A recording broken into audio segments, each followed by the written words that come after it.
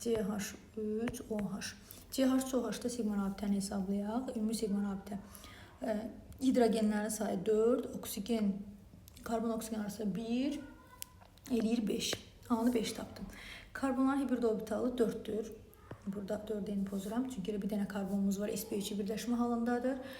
Polyar kovalent rabitə sayıdakı CH arasındakı əlaqədir 3. Bir də karbonla oksigen arasında, bir də oksigen hidrogen arasında eləyir 5. 5. İndi aldehidi yazaq. Bir dənə karbon olan aldehid qarışıq aldehididir. İndi sigma rabitəsini tapaq. Eyni karbon sayına malik olan götürməliyəm çünki. 1, daxil elədim, 2, 3. Deməli, və sigma rabitəsi 5 idi, 3 oldu. Aldehiddə 3 oldu, bu tində yazıram. Deməli, A-dan 2 çıxmalıyım. Düzdürmü?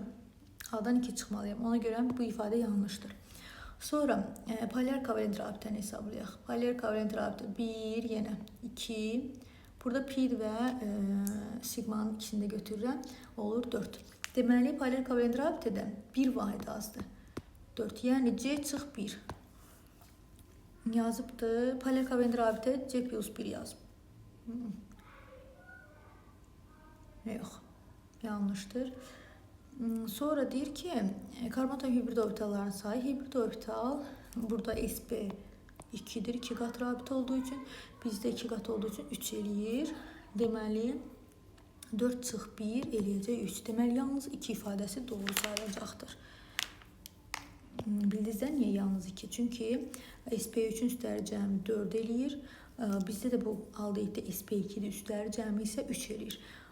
Neçə vahid əksikdir? 1 vahid. Yəni, B-dən 4-dən 1-in çıxanda eləyəcək 3.